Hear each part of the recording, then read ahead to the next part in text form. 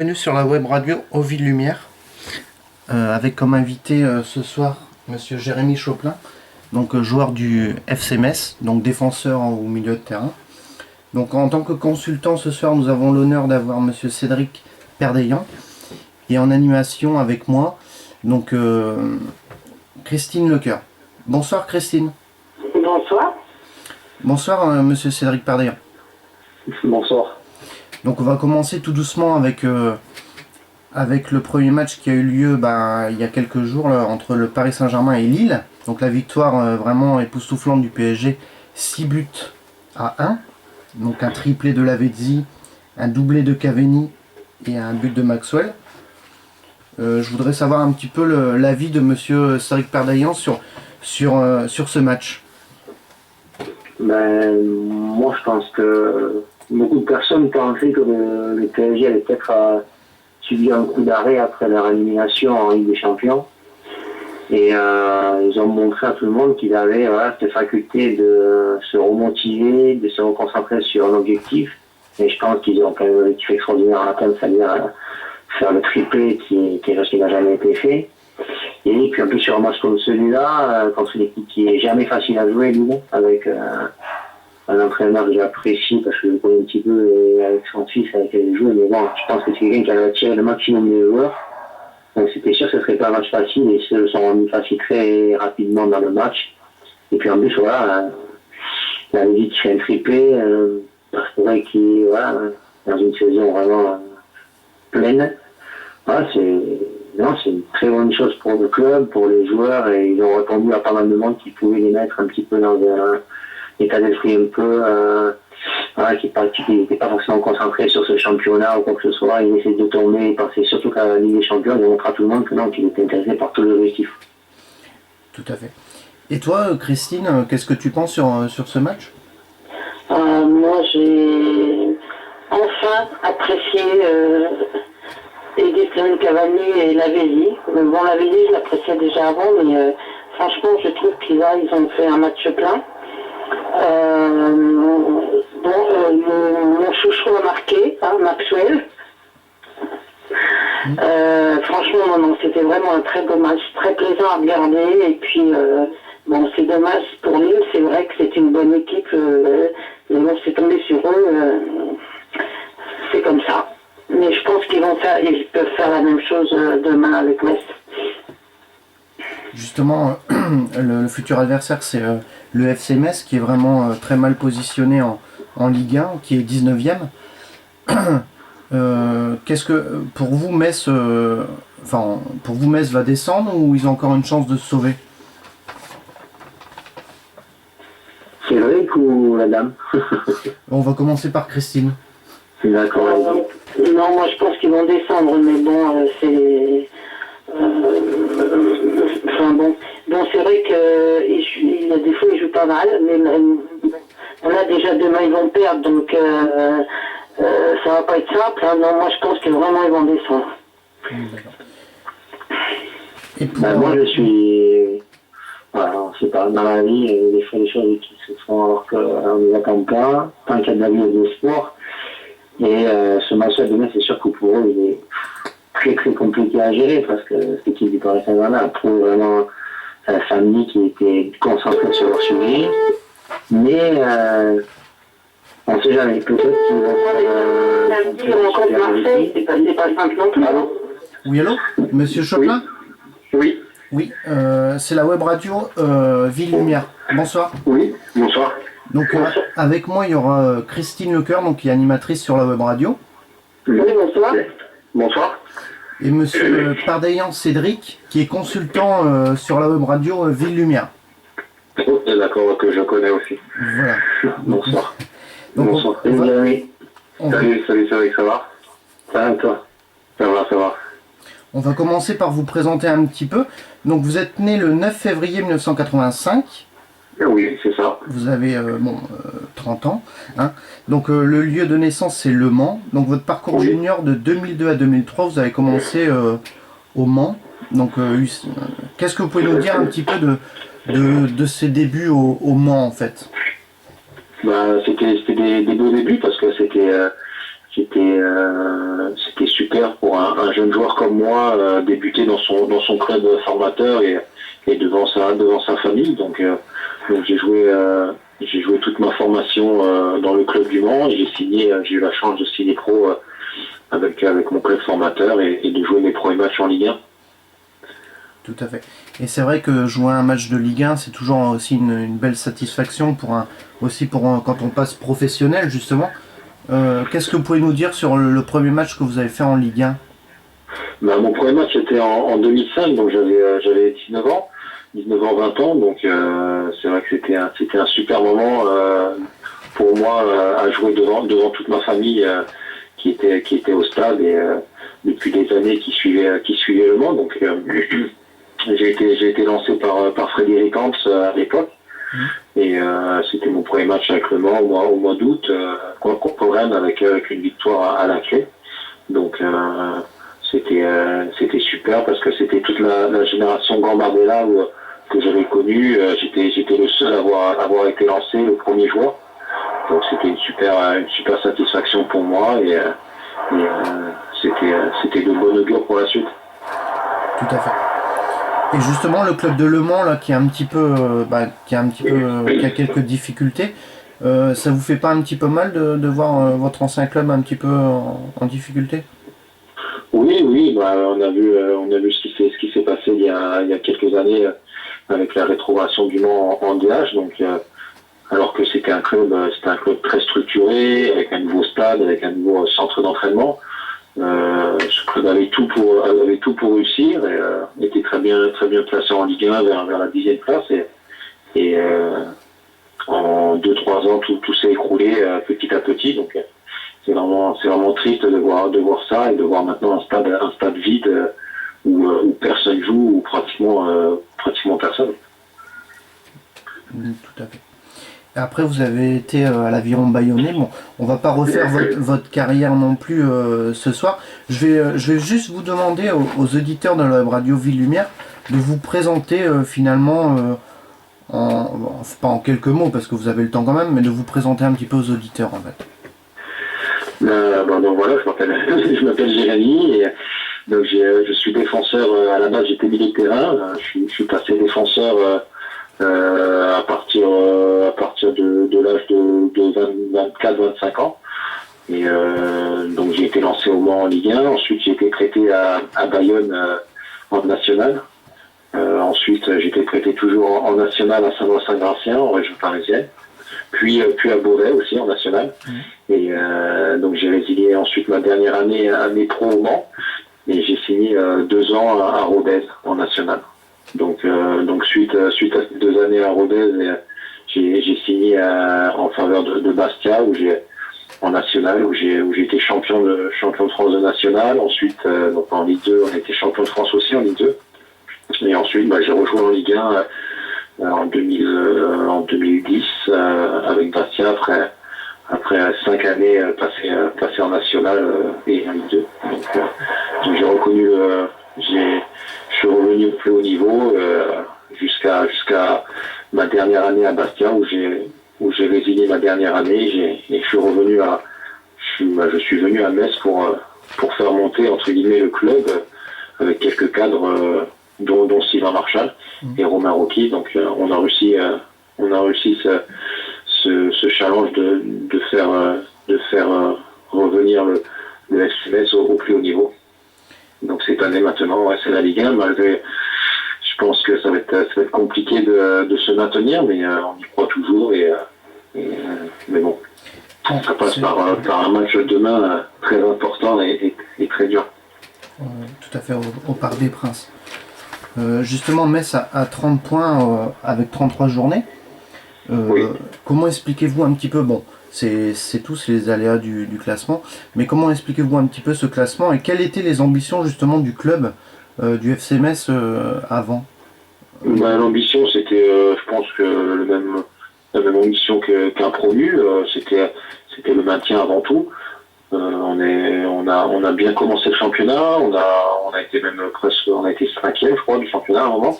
On a fait une bonne première partie de championnat et depuis décembre, depuis même la reprise, depuis janvier, on s'est vraiment écroulé avec 18 matchs sans victoire. On a vraiment fait une série catastrophique qui nous a amené à la dernière place il y a quelques journées. Donc là, on ressort un peu la tête de l'eau depuis 3 matchs avec 2 victoires et un match nul ce week-end à Bordeaux. Donc c'est de bon augure pour la suite, mais bon, on a de gros matchs qui arrivent demain à Paris et vendredi contre Marseille à domicile. Tout à fait. Et justement, il vous reste un an de contrat au FC Metz. Est-ce que vous avez eu des propositions par le FC Metz pour prolonger, ou alors Pour l'instant, non, parce qu'il me reste un an de contrat. On ne sait pas encore ce qui va se passer l'année prochaine, la saison prochaine. Donc, pour l'instant, les discussions n'ont pas commencé. Je pense que dans 2-3 semaines, la plupart des clubs sauront leur issue pour la saison prochaine. Donc, les négociations vont commencer. D'accord. Christine, tu as peut-être une question ? Oui, moi je voudrais savoir, est-ce qu'il a le problème de Metz depuis janvier, est-ce qu'il a une explication à donner, ou est-ce que franchement les joueurs et le staff ne savent pas du tout pourquoi? C'est dur à expliquer, parce que sinon on aurait rectifié le tir, mais c'est vrai qu'on a vraiment été dans un engrenage de défaites. Pourtant, le staff et les joueurs ont toujours travaillé dans le même sens. Il y a toujours eu une bonne ambiance dans le vestiaire malgré les défaites. Donc, je pense, on a eu peur, peut-être pas peur, mais on a commencé à douter, on va dire, entre nous. Notre jeu a été moins fluide. Nos résultats ont suivi, nos résultats négatifs ont suivi, donc on était peut-être dans un engrenage où on a eu du mal à s'en sortir, et depuis quelques rencontres où on n'a plus le choix, où on joue plus avec entre guillemets la peur, on réussit à mieux jouer et à produire du jeu. Surtout que vous avez fait des beaux résultats contre Lyon, hein. Je me souviens en début de saison, où vous avez été titulaire, vous avez joué contre Lyon et il y a eu des très bons résultats. Qu'est-ce que vous pensez ? On a fait des bons résultats en début de saison. En début de saison, au mois d'octobre, on était 5-6e, et avec des séries. En une semaine, on a fait 3 matchs, 3 victoires, dont Lyon dessus, avec Lyon. Et on a été bien toute la première partie de saison, et c'est à la trêve. Ça a commencé un peu à s'effriter, et petit à petit à reculer au classement. Donc c'est vrai qu'on avait de bons espoirs par rapport à cette première partie de saison, et on s'est vraiment écroulé ces derniers mois. Vous allez avoir 2 matchs très difficiles là, cette semaine.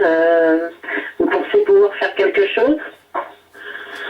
Demain, de toute façon, on jouera beaucoup. On sait que Paris est très très fort.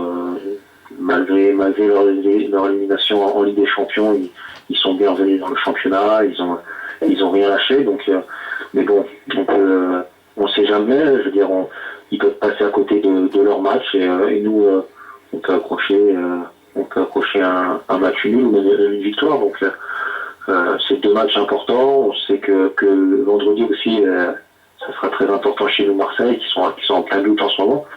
Mais bon, demain, c'est plutôt un match, un joker, on va dire. C'est vraiment un match, entre guillemets, c'est le match bonus pour nous, où on peut ramener quelque chose. Pour vous, entre Paris et Marseille, lequel est le plus probable pour vous? Je pense, vu les résultats, vu la dynamique de l'Olympique de Marseille en ce moment, ça serait Marseille, surtout chez nous. Mais Paris, on compte vraiment venir faire un coup demain au Parc des Princes. Donc c'est vraiment 2 matchs importants qui arrivent en 3 jours. Monsieur Pardeillan ? Ouais, moi je te connais un petit peu, je sais que quelqu'un qui lâche pas grand chose. Est-ce que dans le vestiaire, à 30 ans, on commence à être quelqu'un qui est un peu expérimenté, même si des gens qui sont sûrement plus expérimentés que toi? Est-ce que toi, tu parles souvent avec tes partenaires en leur expliquant que le championnat n'est pas fini, qu'il y a toujours quelque chose qui peut se passer, quoi?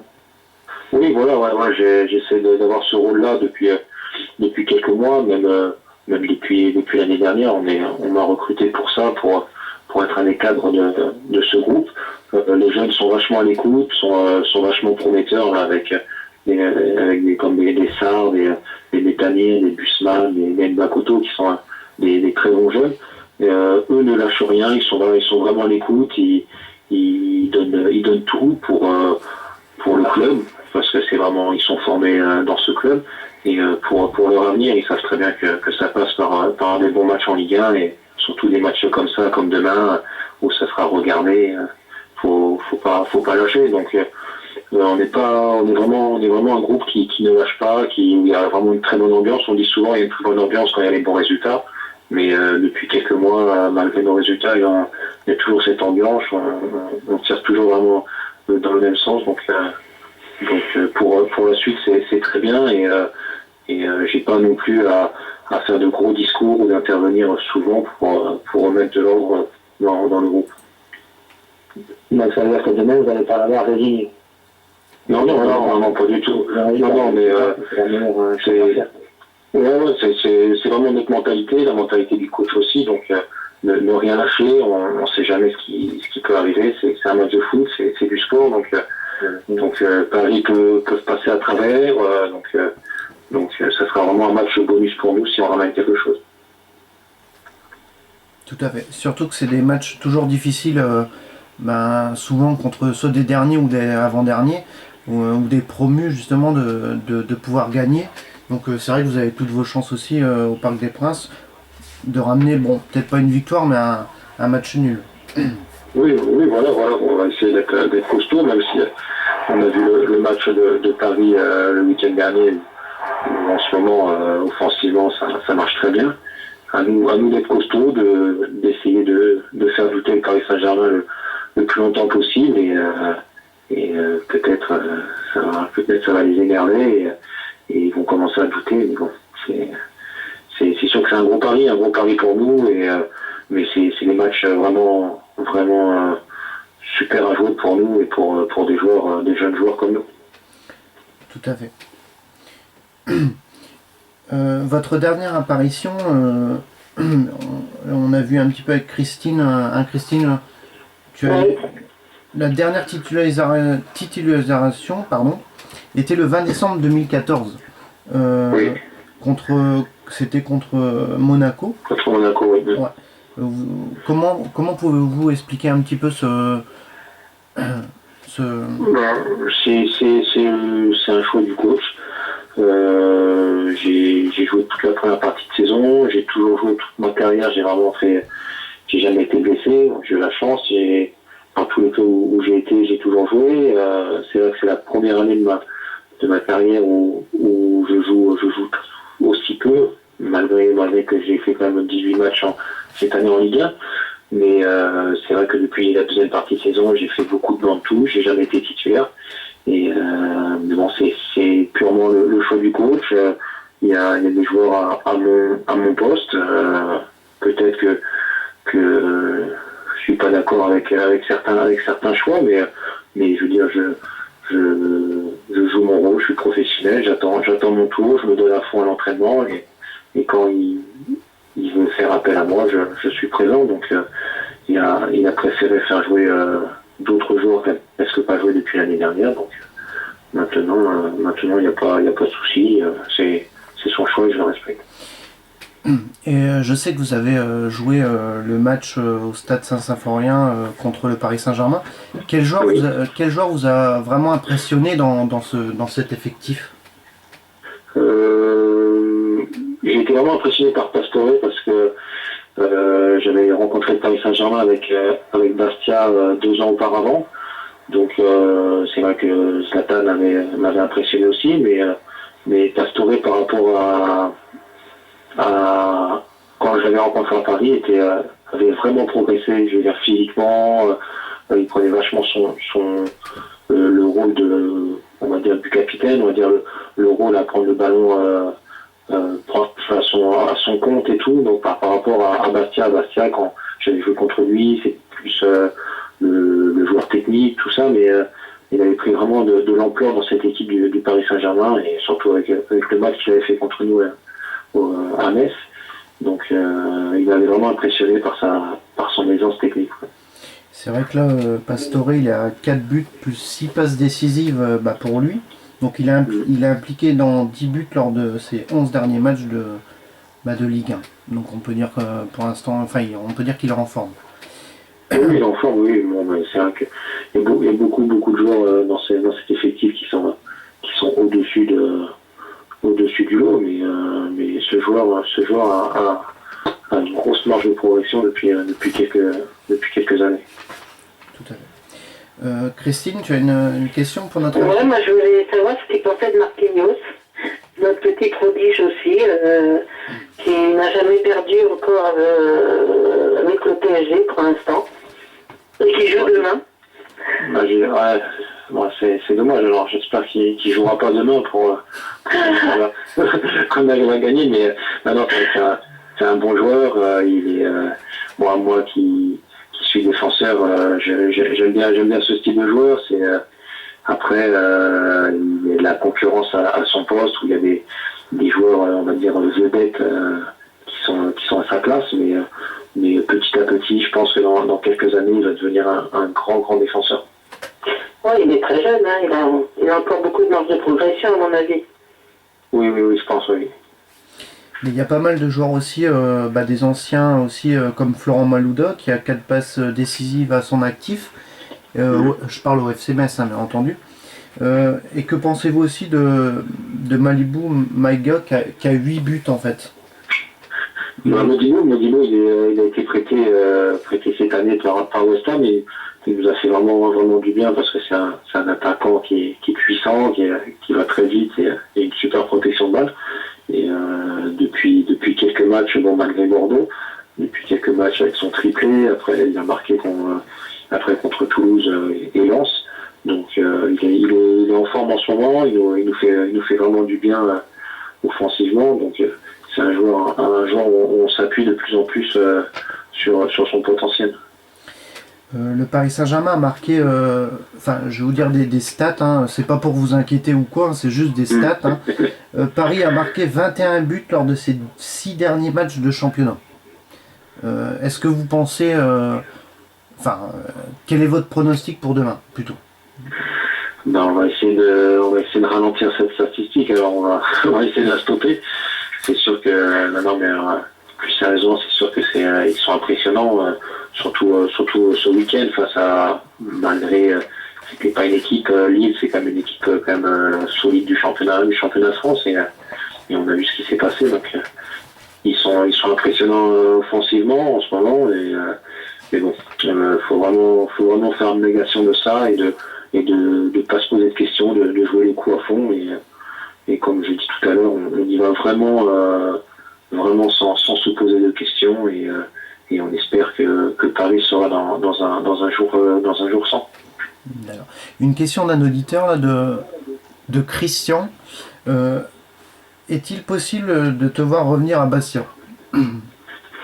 Je sais pas du tout. Pour l'instant, il me reste un an avec Metz. Tout dépend des dirigeants de Messin. Après, tout dépend des dirigeants de Bastia, ou tout dépend des dirigeants d'un autre club. Je verrai les propositions que j'ai et la proposition que Metz me fait, mais pour l'instant, je joue au football club de Metz, et j'y suis bien. D'accord. Moi, j'ai une question par rapport au match de demain. Alors, on sait que toutes les équipes essayent un petit peu de s'adapter à leur système qui vont parler par rapport à leur position, toutes ces choses-là. Est-ce que vous avez mis quelque chose en place, ou vous allez essayer de jouer, bien sûr, en connaissant les forces de l'équipe adverse, mais en essayant de jouer, vous, votre jeu?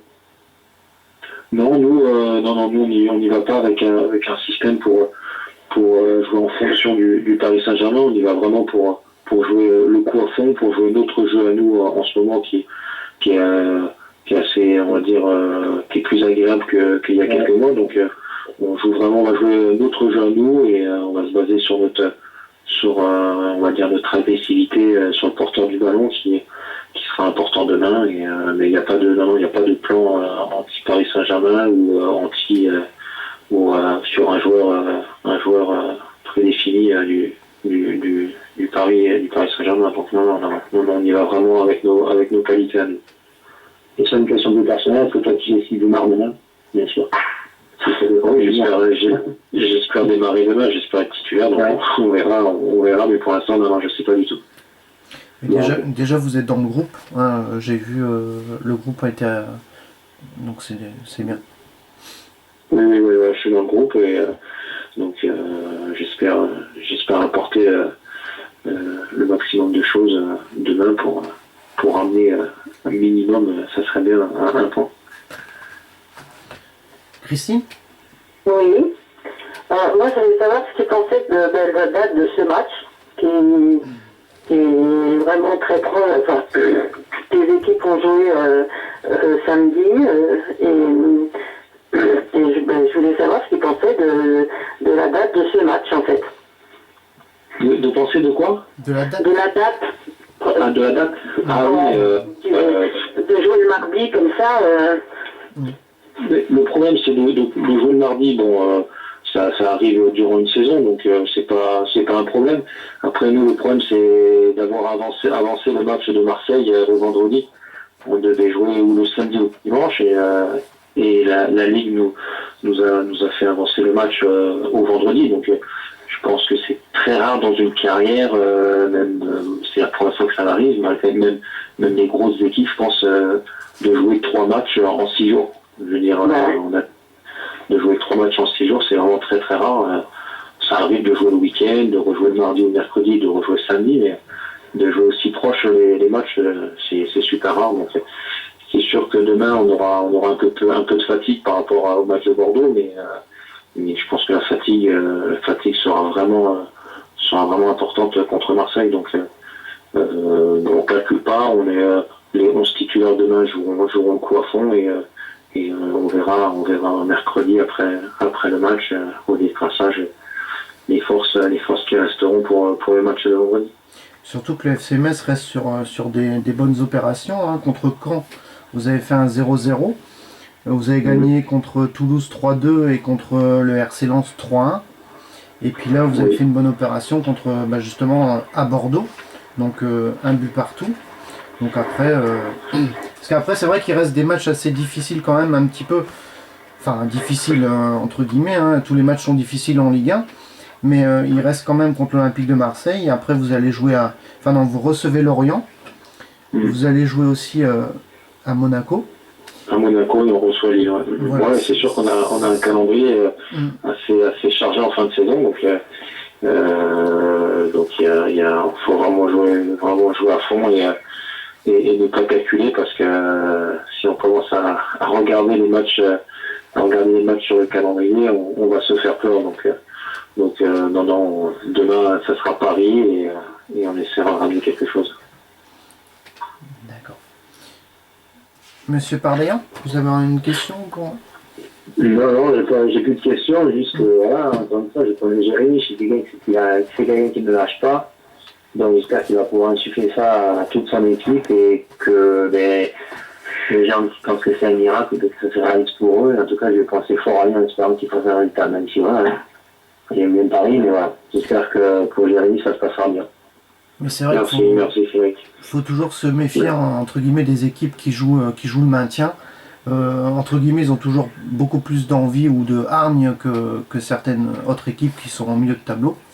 Mais bon, après tout est possible, hein, ça reste un match de football et on espère tous pour le FC Metz. J'ai une question de David. Pardon. Que pensez-vous? Je ne sais pas si vous suivez le football féminin. Si, je suis, parce que j'ai des amis un peu dans le football féminin. J'ai une amie qui joue en plus au Paris Saint-Germain, Kenza Dali, donc je suis bien, j'aime bien le football féminin. D'accord. Et que pensez-vous de la relégation du FC Metz féminine? C'est sûr que c'est une année un peu difficile pour l'ensemble du FC Metz, parce que nous on est pas loin de la relégation, les féminines aussi avec quand même un beau parcours parce que c'était vraiment un club amateur à la base où une équipe de filles monte en D1, donc c'était un peu compliqué parce que je pense que le FCMS n'avait pas encore les structures pour avoir un club féminin dès cette année. Donc ils se sont bien battus. J'ai été voir quelques matchs dont contre le PFP, Montpellier et Lyon. Ils ont fait des belles prestations, donc c'est dommage de ne pas avoir accroché cette place du maintien, mais je pense que les leçons ont été retenues pour l'année prochaine et je pense qu'il n'y a vraiment pas de souci pour qu'elle remonte rapidement et qu'elle commence à bien s'installer en D1. Et est-ce que vous pensez que le PSG va gagner la Ligue des Champions? Oui, je pense, j'espère. Oui, je pense et j'espère vraiment. J'ai regardé le match hier ou avant-hier. Hier, ouais, j'ai regardé le match. Et, donc, j'espère. Ils ont vraiment une belle carte à jouer et j'espère et je pense que le PSG derrière vont les soutenir pour que ça soit une belle fête et une belle organisation pour un club comme le Paris Saint-Germain. Et justement, on parle de la Ligue des Champions féminine. Est-ce que vous pensez que le Paris Saint-Germain peut remporter la Ligue des Champions masculine l'année prochaine avec les joueurs actuels? Avec les joueurs actuels, pourquoi pas. Après, c'est sûr qu'il va falloir se renforcer parce qu'on a bien vu, malgré la victoire à Chelsea, qu'il y avait encore beaucoup de marge par rapport à certains clubs dans ce dernier carré. Donc avec encore un bon petit recrutement de 2-3 joueurs cadres, je pense qu'ils peuvent faire quelque chose. Après, je pense que s'il y avait eu un tirage un peu plus simple pour Paris, on sait jamais ce qui aurait pu arriver. Donc, moi je pense surtout s'il y avait eu moins de blessés, on s'en serait peut-être mieux sorti en fait. Oui, sûrement. Après, si Paris tombe, je pense, la Juve en quart de finale, c'est largement plus simple. Après, c'est sûr qu'il faut un banc de touche quand même assez conséquent pour jouer à toutes les compétitions qui ont joué ou qui jouent encore en ce moment. Justement, Lavezzi a réalisé le premier triplé de sa carrière en championnat de Ligue 1. Il est même reparti avec le ballon du match. Que pensez-vous de Lavezzi? Mais Lavezzi, pour moi, c'est quand même un super joueur. Après, on attend beaucoup de lui. C'est sûr que c'est un joueur un peu, on va dire, très important dans un vestiaire parce qu'on sait qu'il rigole beaucoup. On sait ce qui se passe, ce qu'il fait dans les vestiaires et en dehors. Donc, moi, j'aime bien ce type de joueur qui se prend pas entre guillemets au sérieux. Il est gros chambreur. Après sur le terrain, on attend beaucoup plus parce que il a des capacités qui sont énormes et une progression qui pourrait être vraiment flamboyante. Donc on attend encore un peu plus, je pense, de lui au Paris Saint-Germain. Et justement, j'ai une question d'un auditeur là de Fabrice. Qu'est-ce que vous pensez d'Edison Cavani? Cavani, pour moi, c'est sûr que il est beaucoup critiqué parce que par rapport on l'attendait comme vraiment un très bon attaquant, vraiment un buteur et malgré qu'il a des bonnes stats quand même. Il a des bonnes stats, on sait qu'il pêche beaucoup devant le but ou on sait qu'il est beaucoup sifflé. Donc on attendait, je pense que c'est vraiment le genre de Parisien où le public avait beaucoup plus d'attentes que ce qu'il fait sur le terrain, mais pour nous, les joueurs, c'est quand même un grand attaquant et un attaquant très dangereux pour nous. Donc demain, s'il n'est pas bien marqué ou si on lui laisse trop d'espace, il va pas se faire prier pour nous en mettre plusieurs. Donc pour moi, c'est un super attaquant malgré son rendement qui est peut-être où le public parisien attendait plus. Tout à fait. Christine, tu as encore une dernière question pour notre invité? Ben oui, mais je voulais savoir ce qu'il pensait de la prestation de Thiago Motta justement contre Lille. Et bon, je pense qu'il espère qu'il jouera pas comme ça contre eux, à mon avis, mais bon, qu'est-ce qu'il en pense? Non, j'espère pas parce qu'il a fait un super match contre Lille. C'est un joueur où le jeu parisien se repose beaucoup. Il a vraiment un tempérament pour moi d'un guerrier. Il est toujours présent. Il va au combat. C'est quelqu'un qui lâche jamais rien et techniquement c'est très très fort. On a pu voir samedi contre Lille ces passes qui transpercent les défenses, qui transpercent les lignes et qui amènent des actions de but presque parfaites pour les attaquants. Donc c'est un joueur, c'est vraiment entre guillemets la plaque tournante de cette équipe et de demain, je pense. Monsieur Pardaillan? Non, moi j'ai pas d'autres questions pour Jérémy. J'ai envie de laisser préparer son match parce que là, demain, il faut qu'il se mette dans le match de ce soir, je pense. Il a depuis un moment, mais après, voilà, juste que En tout je cas, pense que demain, le match va être pas évident à gérer parce qu'en fait, c'est vrai qu'ils ont vraiment montré samedi qu'ils avaient vraiment envie de gagner ces 3 compétitions françaises. Mais là, je pense que l'équipe de Metz va tout à jouer. Ils ont fait de très bons matchs les derniers matchs. Je pense qu'à Bordeaux, ils méritent peut-être pas le nul. Ils ont fait vraiment une chose intéressante. Donc, je suis vraiment le meilleur pour cette équipe-là. Maintenant, c'est sûr que jouer Paris en ce moment, avec le retour de Thiago Motta capable de Purement, on sait comment ça se passe quand on revient de blessure, on a envie de manger le ballon en permanence. Donc, peut-être qu'il faut faire jouer Jérémy, qui peut avoir envie de manger le ballon plus que les Parisiens. bon, en tout cas, on peut lui sauter. J'ai une dernière question, pardon, de Pierre. Qu'est-ce que vous pensez de l'ambiance au stade Saint-Symphorien? J'ai été très surpris parce que je connaissais pas du tout j'avais jamais joué à Metz, donc je connaissais pas du tout l'ambiance et j'étais très surpris que c'est un club emblématique, c'est un club avec une histoire, donc c'est un club vraiment suivi dans la région et avec beaucoup de supporters, donc il y a toujours une très bonne ambiance. Le stade est pratiquement, peut-être pas plein, mais pratiquement à tous les matchs, malgré nos défaites et notre série, on va dire, pitoyable. Donc, ils ont toujours été présents. Il y a toujours eu, même il y a 2-3 mois, il y a toujours eu 19, 20 000, 18 000 personnes dans le stade à nous encourager. Donc, on peut que les remercier et c'est vraiment une institution ici, le Football Club de Metz dans la Lorraine et dans l'Est de la France. D'accord, on t'a répondu, hein, Pierre. En tout cas, on tenait à vous remercier énormément, monsieur Choplin. Merci à vous. Merci beaucoup d'avoir accepté l'invitation de la web radio Ville Lumière. Merci à vous de m'avoir invité, c'est super En gentil. tout cas, même si on est supporter parisien avant tout sur cette radio, on vous souhaite bonne chance, même si mais on vous souhaite bonne chance face au Paris Saint-Germain. Merci, il va falloir. Mais bon, dans le football, tout est possible, hein. Justement, il faut toujours se méfier des équipes qui sont en bas de classement que des équipes qui sont au milieu de tableau, entre guillemets, hein. Mais bon, on vous souhaite bonne chance, hein, pas non plus prendre une valise, entre guillemets, comme Lille. Oui, j'espère bien, parce que sinon ça va être délicat, ouais. Non, mais faire un bon match, et après, si on doit perdre, on perdra avec les honneurs. Voilà, jouer et ne pas avoir de regrets surtout. Voilà, exactement. Merci beaucoup.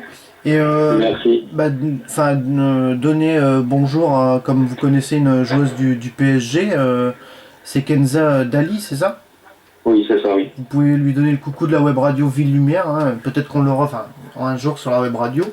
Donc, voilà. Ok, je lui dirai, il n'y a pas de souci. Merci beaucoup et puis bonne chance pour demain.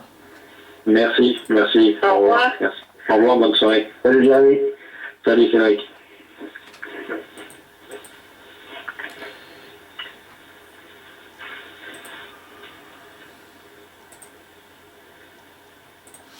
Donc merci à Jérémy Choplin d'avoir participé à cette émission sur la web radio Ville Lumière. Merci aussi à Christine Lecoeur, animatrice sur la web radio, et monsieur Cédric Pardaillan, qui est consultant sur la web radio Ville Lumière. Donc la semaine prochaine, on aura l'honneur aussi d'avoir Simone Rovera, qui nous parlera un petit peu du mercato, un petit peu du mercato parisien hein, en Italie, parce qu'il est un peu connaisseur aussi, il sait un peu beaucoup d'infos.